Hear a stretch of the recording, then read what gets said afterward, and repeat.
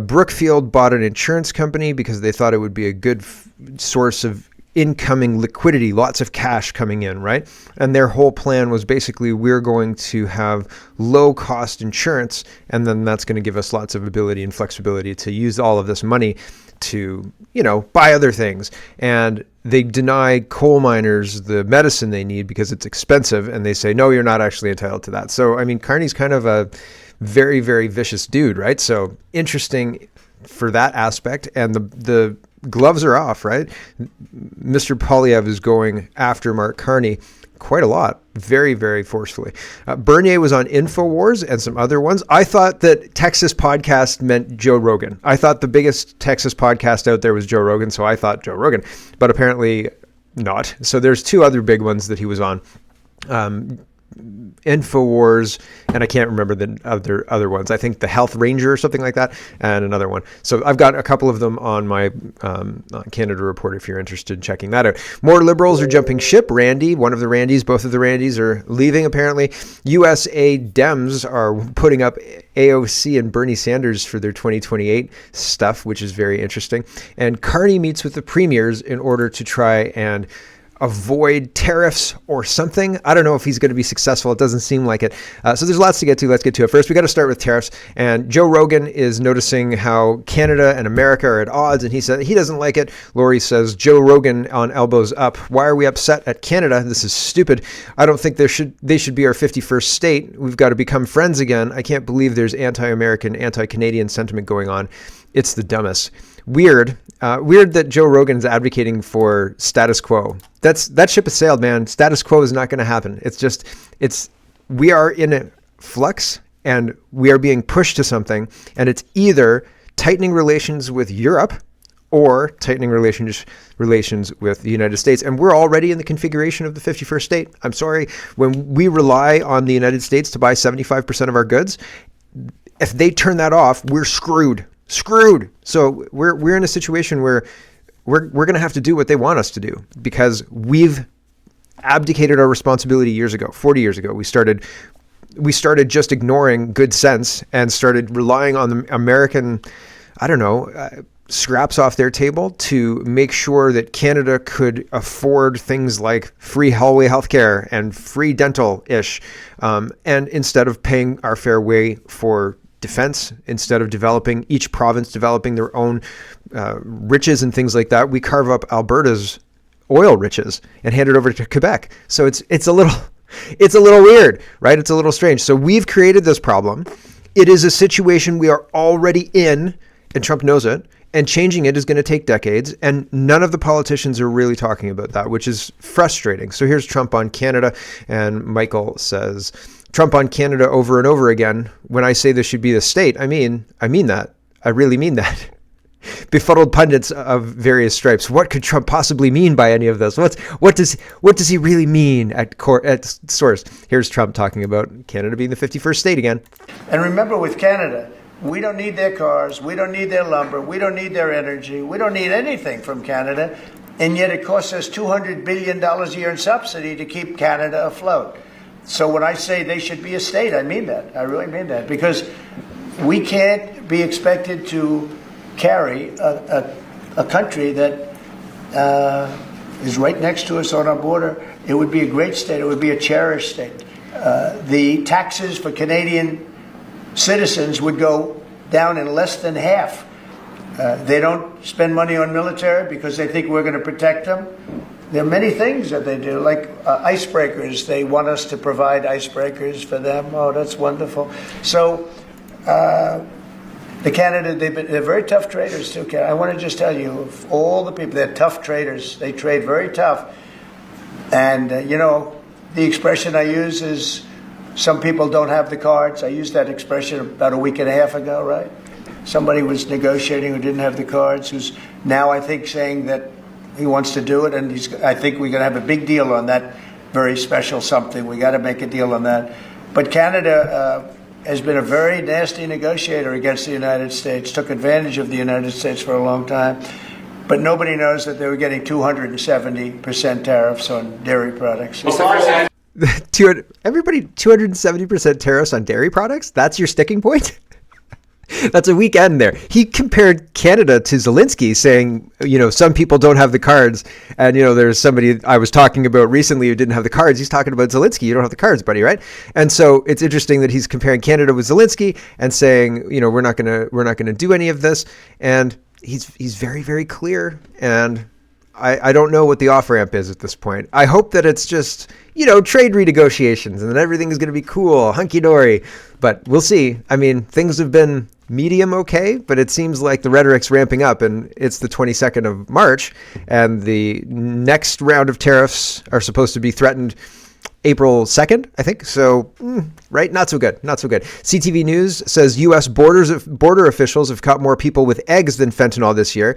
So Canada's not saying we should crack down on anything. We should, definitely make sure that Trump has no reason to continue to want to put tariffs on us. We should be better neighbors. Nothing like that. They're saying, how stupid Trump is. Now people are collecting eggs, but they're comparing to 2024. So in 2024, the price of eggs wasn't crazy in the United States. And in 2025, it is crazy. So in 2024, there was only 1,500, right, in the first 2 months of 2024. And then in January, there were 3,254 occurrences of crossings with eggs that got taken. So this is not honest reporting. This is cherry picking statistics in order to make kind of a bullshit case. Sean says, for all the Canadians out there who've dismissed the incredible investigative journalism conducted by Sam Cooper or at the Bureau, or are too naive to believe that Canada has massive industrial scale manufacturing facilities operating within our borders, perhaps CBC can convince you to sit up and finally take notice. Even Canada's state-funded mainstream media now knows that this scandalous issue is just way too big to ignore. These cartel super lab facilities... Sorry, it's an 11 minutes documentary, so it's beyond the scope. But it says these cartel super lab facilities and international distribution organizations are incredibly sophisticated, well-funded, and extremely well-organized. They are also insanely lucrative. I would be willing to bet that we will soon learn that high-level government officials have ties to these operations, hence why, to date, Canada has seemingly been intentionally turning a blind eye and has refused to prosecute top drug kingpins who are known by our CMP investigators to be involved. A super lab would probably need more than one person. Like when Walt had to cook the meth, right, in Breaking Bad, he needed an assistant. So he reached out to his worst student, obviously, as you do. So I'm wondering why only one person's being arrested for these drug super labs. Do you only need one, right? Like, I guess so. But it also seems like these super labs get busted and then they're able to pop up again with very little downtime. And so that's suspicious. And I feel like we're in the middle of a spy novel where the labs are being left to get cleaned out. And then the buildings are, look like they're having an investigation. And then the lab pops up a couple of kilometers down the road, or it becomes mobile or something like that, like a food truck, something like that. So yeah, these things seem like we are being screwed. And a lot of people know about it, but the government's running cover using the media to put bullshit stories out about eggs. So that's weird, right? But Mel Jolie says in response to all this, we're launching ads in the United States to make sure all Americans know that tariffs are taxes on everything they buy. And it's a minute long, and I don't really want to listen to Mel Jolie this morning, so we're going to carry on. Prime Minister Carney met with all the premiers of the provinces, or most of the premiers. I don't know if it's absolutely all of them. Sometimes one can't make it or something like that. So most of the premiers were there as far as I know.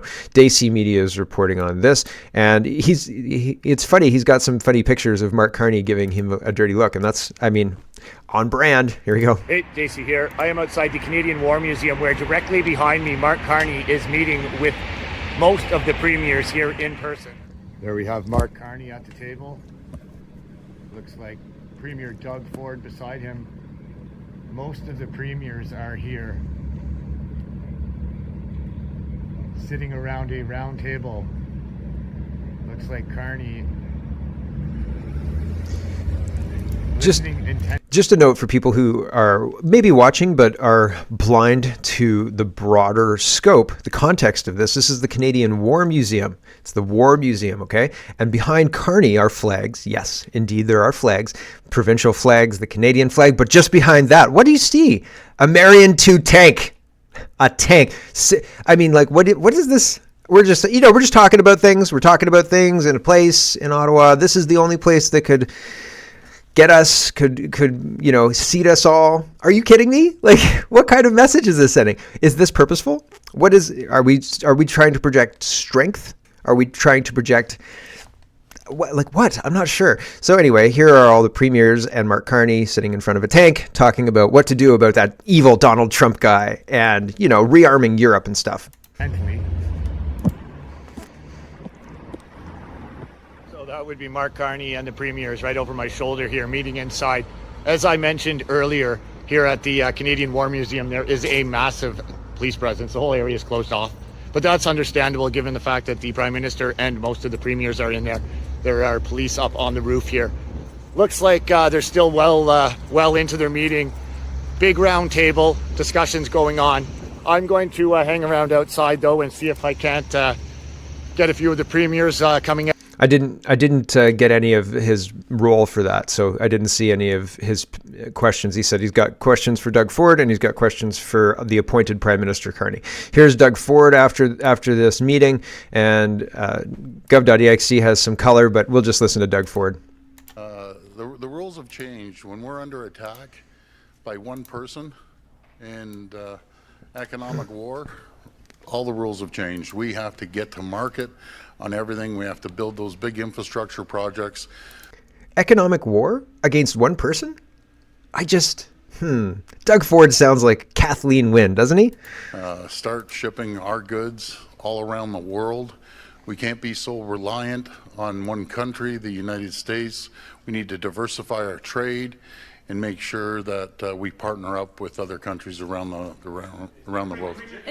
Are you concerned that the difference in these meetings between Prime Minister Trudeau and Prime Minister Carney, different tone, style? Can you give us your assessment on A little different tone. I don't want to compare one against the other. Two different styles.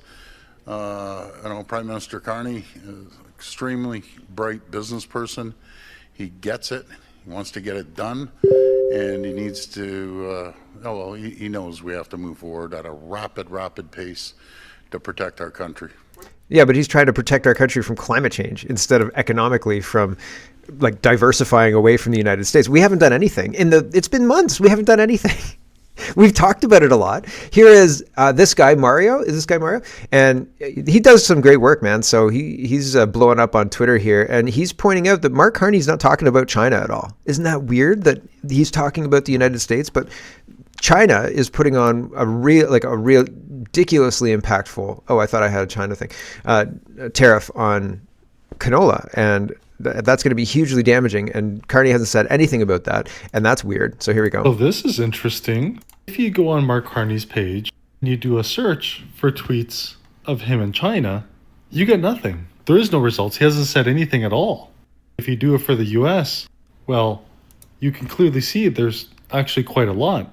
It's weird because the consistent articles that exist and the industry experts are saying that this is a maximum impact. China is implementing 100% tariffs on canola oil at the worst possible time. In fact, apparently it's devastating, to the point where it could wipe out farmers' profitability.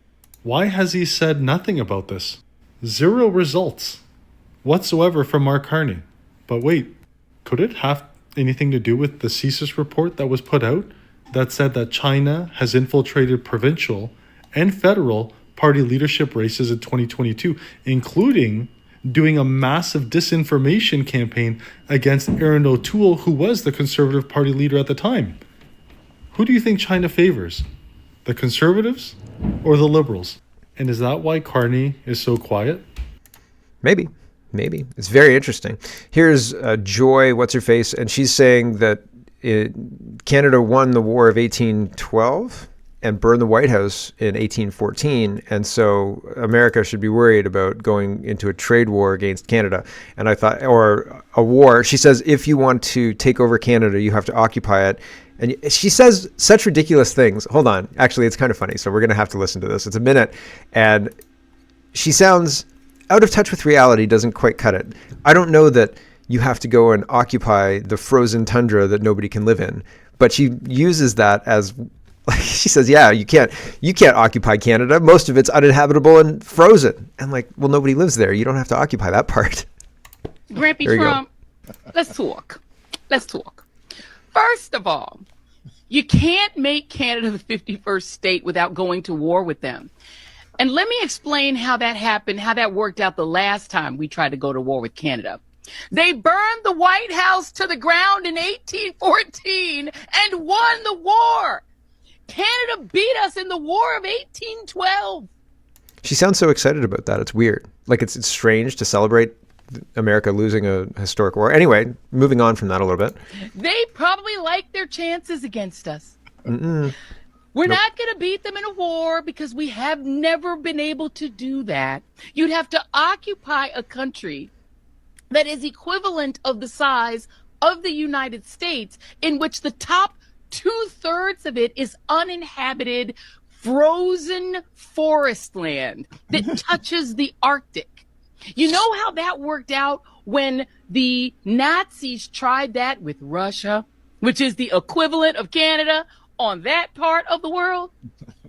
We gonna lose. We don't have enough troops to occupy. They are a country of 39 million people. It's a state.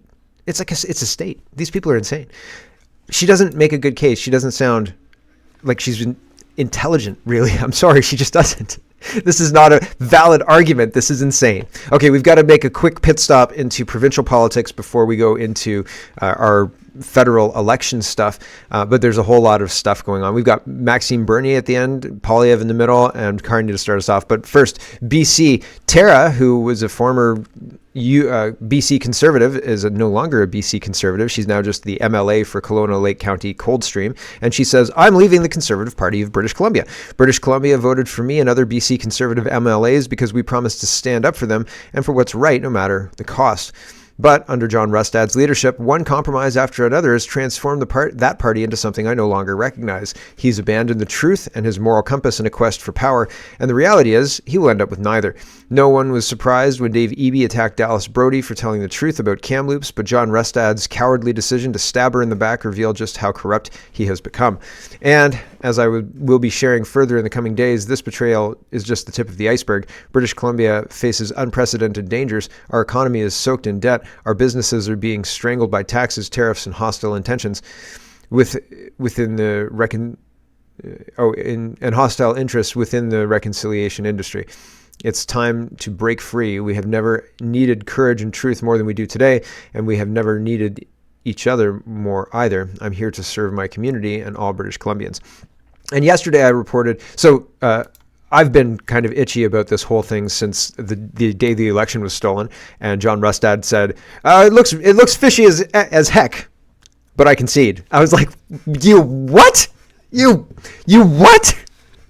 And so since then, I've said I couldn't stand behind this, and now people are also saying this is insane. But it took this whole Dallas Brody thing, who said, "Hey, do you know how many bones have been found? How many bodies have been found on this whole truth and reconciliation nonsense?" And the answer is none. And so that's the whole reason why they're becoming politically sidelined, right? And that's interesting. Winnipeg Sun is reporting. Yesterday during the paid part of the show, I talked about this, and I wanted to make sure it got into the main part too. Winnipeg Sun is reporting on something that the Justice Center released yesterday, and they say legal threat over recording ban at Springfield council meetings. So this is in Manitoba, and it says the Justice Center for Constitutional Reforms has issued a legal warning to the rural municipality of Springfield, demanding that it stop preventing the public from recording council meetings. The warning letter, dated March 20th, 25, was sent to Mayor Patrick Theron and council members. It followed an incident on February 4th when Springfield resident Karen Inslee was told to stop recording a council meeting on her phone. Mayor Theron informed her that recording was not allowed under the new bylaw. The municipality's chief administrative officer, Colleen Draper, added that media outlets were permitted to record a meeting only if they arranged it with her office 48 hours in advance. Draper also said that the RCMP Council publishes its own audio recordings of meetings within 2 days. Despite the claimed prohibition, Theron told attendees that viewers of the meeting via Zoom could record the proceedings. The JCCF's letter argues that the bylaw does not explicitly explicitly ban public recordings, and that such a ban would likely violate Section 2B of the Canadian Charter of Rights and Freedoms, which guarantees freedom of expression. It states a proposed bylaw or resolution to completely ban the public from recording meetings would be unconstitutional. The Justice Center for Constitutional Freedoms is a legal advocacy group, based in Calgary. It describes its mission as defending the constitutional rights of Canadians through litigation and education. So it's good that there are legal steps being taken to rein in these kind of rogue mayors and councils who are doing things to undermine their citizens' ability to hold them accountable. These guys, the mayor and some of the councillors, not all of the councillors, are fabricating minutes. So they'll make up minutes that didn't happen and then validate them at the next meeting. Usually the next meeting of a city council or something starts with, does everybody agree that the meetings that we put out about last meeting are correct? And then they vote on that. And if they're not correct, then there's a vote to change it, and that's in the record. And then they go forward, right? And so they're making up minutes that didn't happen, or taking things out that happened because they don't like it. And by doing so, they're controlling what happened, right? And they're rewriting history, really. And it's very, very concerning. And so one of the things that can obliterate their narrative is recordings. So they try and get rid of that. So scary stuff. And I'm glad that there are people who are standing up to it. How much does it take? Like how much will people take before they remove people like this, right? And so I don't know. Let's go to federal and let's talk about Liz Truss. Liz Truss is a former prime minister in the United Kingdom. She was the prime minister during Mark Carney's tenure, and she's heard that Mark Carney is the prime minister, and she's saying very concerning indeed. Here's Liz Truss. I think it is extraordinary that Mark Carney has become the prime minister of Canada. He did a terrible job in Britain of the governorship of the Bank of England. He created a lot of the problems that blew up on my watch and that I got blamed for were actually created by him. He backed Labour in the election and Rachel Reeves's policies, which are leading the country to bankruptcy. So why on earth the Liberal Party of Canada has selected this man, I have no idea. And I think it is illegitimate that this guy has never been elected as a member of Parliament in Canada. I'm utterly puzzled, and the Canadians. I'm not going to tell the Canadians how to vote. Obviously, I want the Conservatives to be elected in Canada. But I think it's Justin Trudeau has pursued a lot of the same policies that Europe has been pursuing, and America has raced ahead of us. Back at the turn of the millennium, the average Brit was catching up with the average American in terms of income per head. Wow. We are now $34,000 a year behind. We are poorer than Mississippi, which is the poorest American state. And the same is true of France and Germany, and to some extent of Canada, because they pursued all of these woke policies. High taxes, high spending, not using their natural resources. And Justin Trudeau was the architect of that. And of course, Mark Carney has been the advocate of these policies. So I don't know what is going on in Canada, but in the same way as I think people in Britain need to wake up to what the real threat to our country is, I think they need to wake up in Canada. So a wake-up notice from all the way over the pond, right? England. And she's not wrong. Here's Brett. He says Donald Trump implies he's the reason for Pierre Poilievre's nosedive in the polls, and he doesn't care who wins.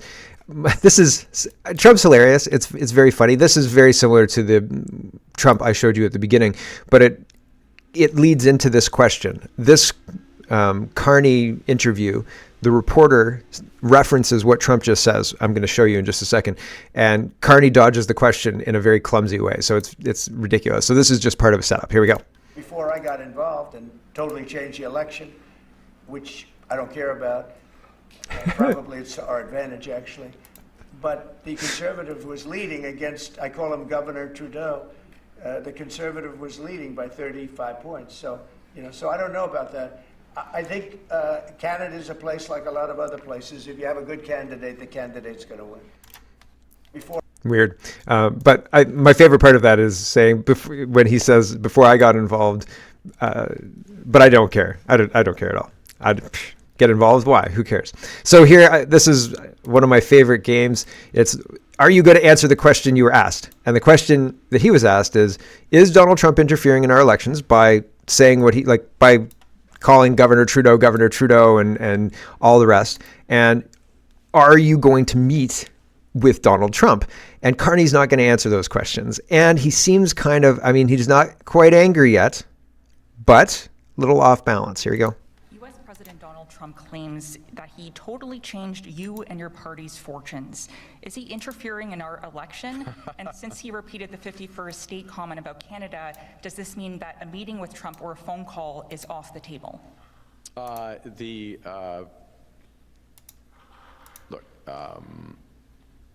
Canadians are going to decide who their next government is going to be. I trust Canadians to make those decisions. We'll have, I'm sure, a robust election campaign, and Canadians will make the choice. No foreign leader is going to determine who's best. The interference, I'll leave that to one side. But he did a full belly laugh, like, and kind of a forced sounding belly laugh. Very interesting stuff. Yesterday, I read a list of demands from Danielle Smith. Calgary Herald's catching up with that. Smith firm, if demands tossed, Alberta could hold a referendum. So if you don't do what we've asked, Mr. Carney, because Smith met with him yesterday when he was pretending to be an Edmonton Oiler, or 2 days ago, whenever that was. If you don't meet our demands, we're going to go to a referendum. But I don't know what the referendum will be about. 51st state? What? Is Donald Trump right? Should we become the 51st state? Should we leave Canada? What's the steps to that, right? It's a slippery slope. You leave Canada and all of a sudden, right, you see that United States guy across the bar, right? Canada looks like a bum over there, right? Looks like Justin Trudeau after Sophie left him. The whole thing's ridiculous. And then, you know, of course, Donald Trump gets into his plane, or the United States gets into his fighter jet. And then all of a sudden, Alberta's like, whew, is it warm in here?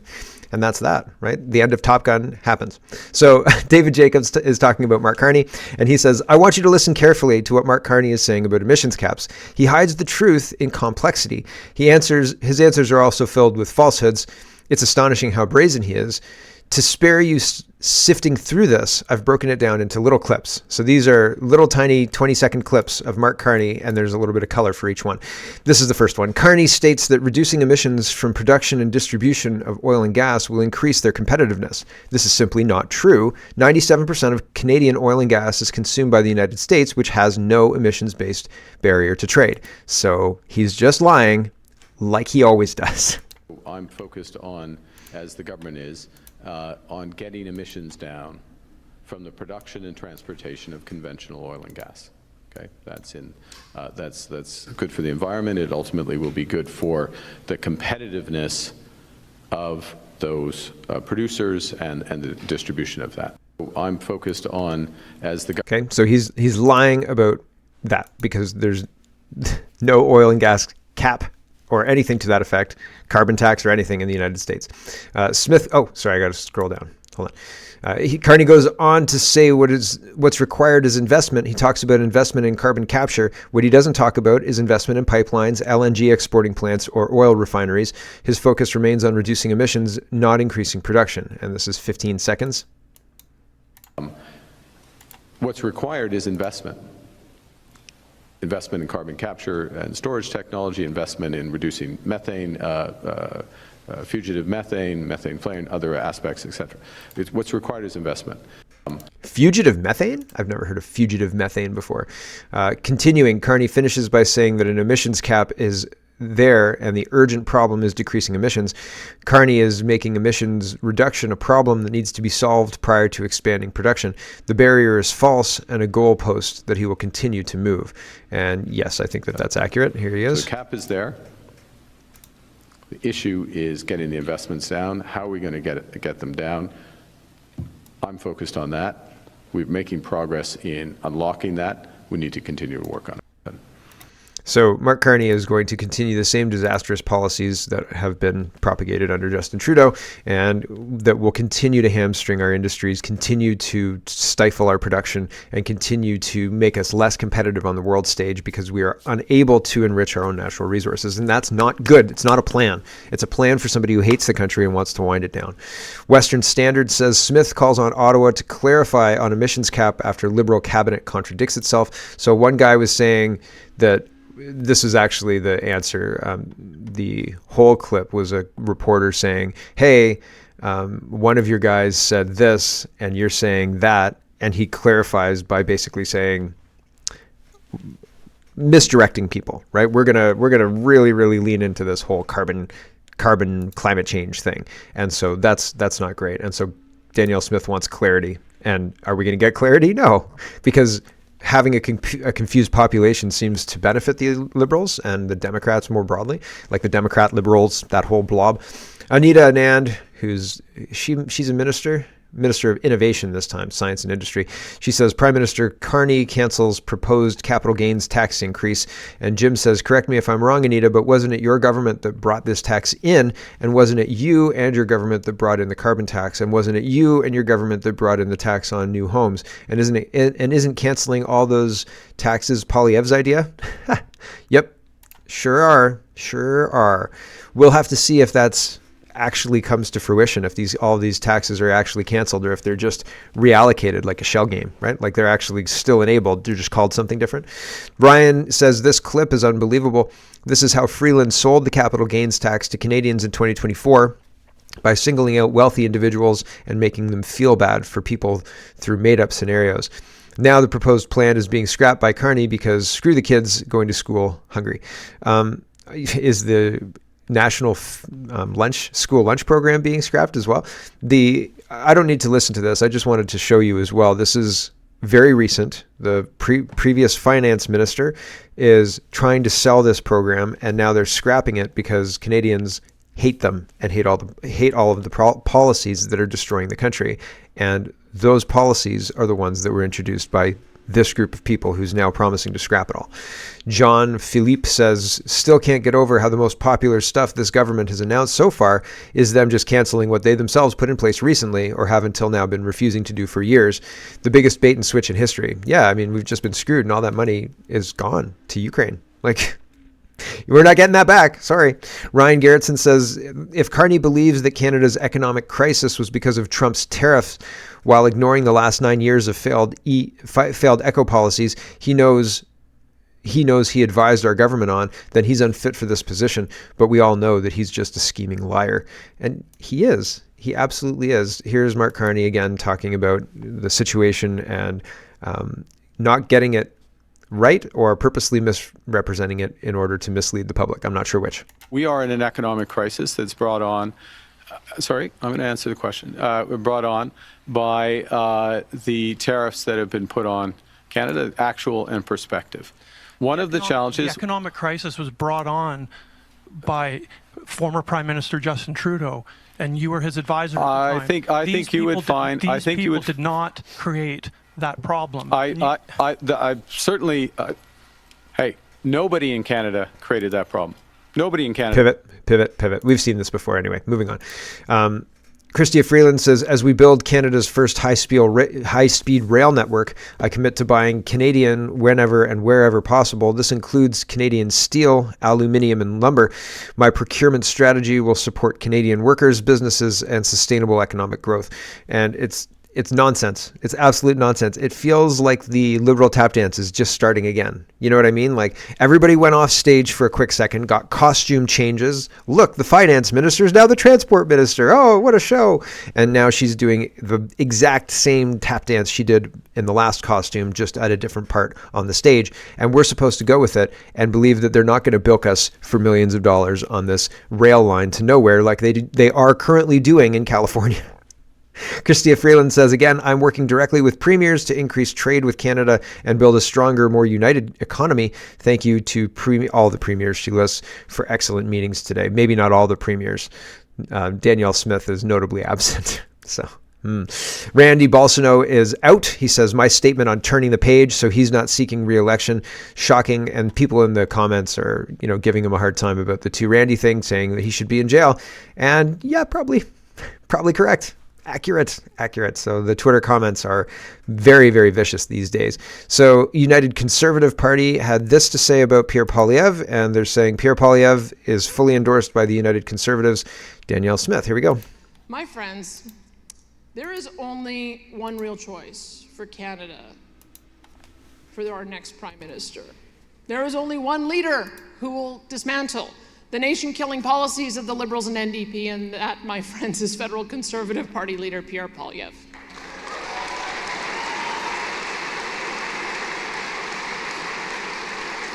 I have faith that Pierre will unleash Canada's energy sector like we have never seen before. He will free Alberta from being landlocked by the federal laws and policies we've had to endure. He will bring back law and order to our cities and fix the Liberals' open border immigration system.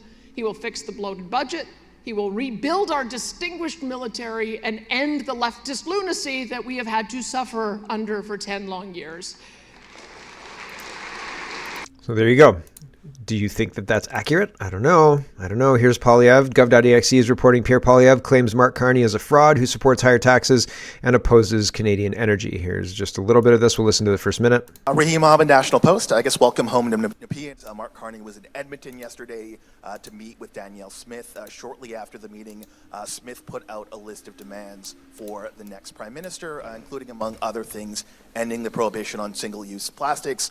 She said if these demands were not met within 6 months of the new mandate, there would be a national unity crisis. Are you willing to commit right now to meeting the demands that Premier Smith has enumerated? I think Premier Smith's demands are very reasonable. You'll have to see the rest of our platform roll out in due course, but she was making clear that Mark Carney's using weasel words. He's pretending that he suddenly, 30 days before an election, changed his entire radical, net zero, keep it in the ground ideology. Mr. Carney, I can't even believe he would have the audacity to show up in Edmonton. He opposed the Northern Gateway pipeline in a committee testimony while his company was buying pipelines in the Middle East. That pipeline would have created jobs for Edmontonians. It would have been a boom for northern Alberta. And all of the money that would have rushed into Edmonton would have created opportunities. And he opposed it. It's on the record. He supports carbon taxes in Canada while he invests in American coal. There you go. So we'll leave that there. Here's Melissa saying Pierre Poilievre announces his government will cut foreign aid. This is just a little snippet from this speech, I guess. It's not long enough. I like longer snippets, but this is the first I've heard him talk about this. This is common sense. And we're going to pay for all this by cutting bureaucracy, consultants, foreign aid, and waste. Like I said, more boots, less suits.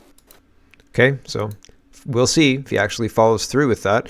Breaking, says Table Salt, Poilievre will not allow legacy journalists on his campaign plane. Will focus instead on local journalists with local priorities. So here's some of that. We will have open media across the country. Local media will have the ability to ask questions. It will be refreshing to hear from local outlets on what they have to say about their local priorities. And I would note that I'm answering a lot more questions from the media than Mr. Carney, and I think he should open up in answering more questions himself. We will have. Mark Carney's been on a crazy media blitz. Like, he's been on answering everybody.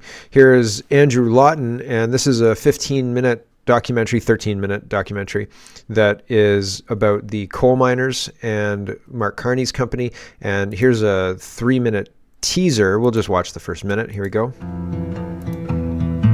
Carney in the coal mine, it says. I'm 75 and look what I'm doing. I loved it.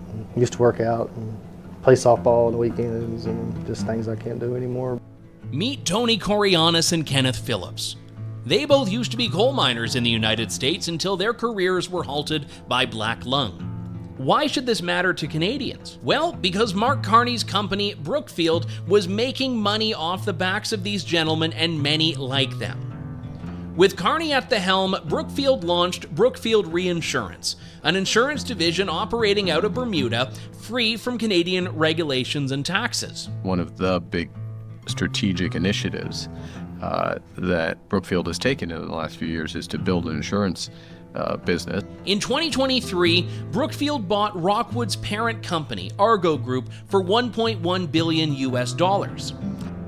Despite Carney's insistence on everyone else getting off coal, with Rockwood, he was making money by denying black lung treatments and benefits to sick coal miners and their families. Carney and his Brookfield buddy Bruce Flatt. There you go.